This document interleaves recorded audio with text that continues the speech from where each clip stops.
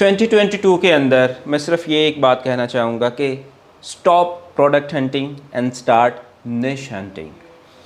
देखें, product hunting ये concept बड़ा मशहूर है कि हमने प्रोडक्ट हंट करनी है। प्रोडक्ट हंट ठीक है, ये एक मॉडल अपनी जगह पहले भी काम अच्छे तरीके से कर रहा था, अब भी यानी चल सकती है एक प्रोडक्ट। ऐसा नहीं है कि बिल्कुल मैं कह रहा हूँ कि ये चल ही नहीं पाएगी, लेकिन ये वे नहीं है काम करने का।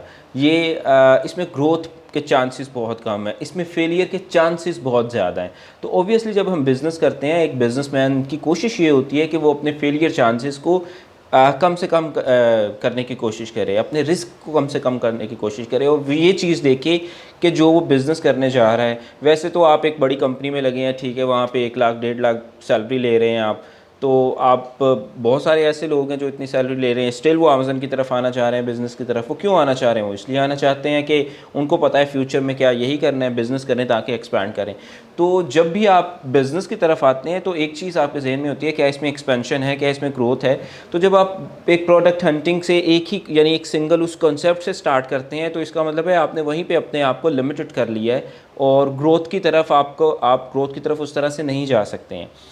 मतलब फ़र्क क्या है दोनों के अंदर? जब प्रोडक्ट हंटिंग करते हैं तो से फॉर एग्जांपल आपने एक प्रोडक्ट आपको बड़ी अच्छी मिली है जी, वो क्या है जी, वो आपको वाज़ मिल गया है, आप वाज़ बेचना शुरू कर दिया है। फिर आपको पता चला जी वो स्टेशनरी की कोई एक आइटम है, आपको वो मिली है, आपने वो बेचना शुरू कर दी है।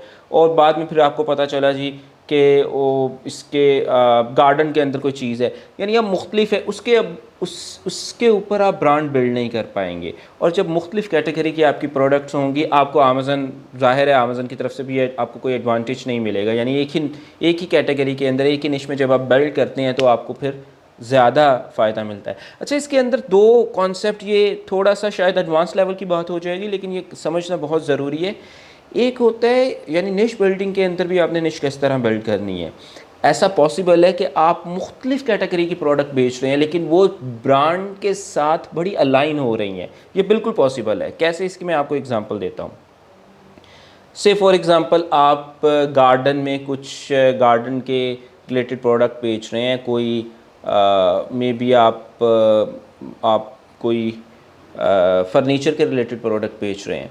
अब फर्नीचर में जब आप गए तो आप फर्नीचर के अंदर आपके पास चेयर हैं, और चेयर की मुख्तलिफ इक़साम हैं, यानी एक निश बिल्डिंग इस तरफ है।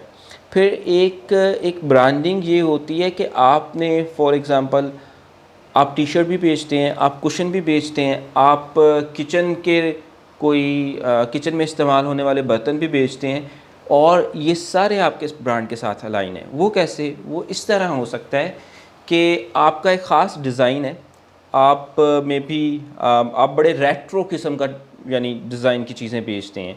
आपकी पूरी की पूरी जो ब्रांडिंग है वो ब्लैक एंड वाइट ब्रांडिंग है आपकी। अब ब्लैक एंड वाइट के अंदर आप कहते हैं जी ब्लैक एंड वाइट चेयर भी है, ब्लैक एंड वाइट किचन की ट्रे भी है, black and white cushion cover भी है। अब ये अलाइन है आपके साथ, यानी आप एक जगह पे बैठे हैं, वहाँ पे सोफ़े का पीछे जो कवर है वो भी ब्लैक एंड वाइट डिज़ाइन के अंदर है, जो ट्रे है वो भी ब्लैक एंड वाइट है, जो यानी आपने एक डिज़ाइन को अपना मार्का बना लिया, अपना डिज़ाइन को अपनी पहचान बना लिया, और उस डिज़ाइन के साथ आप मार्केट में जाते हैं। इनफैक्ट ये वाली स्ट्रेटजी मोर क्रिएटिव है। ये वाली स्ट्रेटजी ये वाली जो यानी ये इस तरह की एक चीज़ है, इसमें आप कंपटीशन से ही बाहर निकल जाते हैं, यानी ये ज़्यादा पावरफुल चीज़ है। तो यानी ये दो डिफरेंट वे हैं। वो जो सिर्फ एक सिंगल करके मुख्तलिफ कैटेगरी के अंदर प्रोडक्ट को लॉन्च करना और कोई उनके अंदर अलाइनमेंट भी नहीं है, वो उसमें ग्रोथ के चांसेस बहुत कम है। तो ये एक चीज़ है कि आप सिर्फ प्रोडक्ट हंट ना करें, बल्कि पूरी निश हंट करें, या पूरे आइडिया के साथ हैं ब्रांड के कि किस तरह ब्रांड को आपने लॉन्च करना है।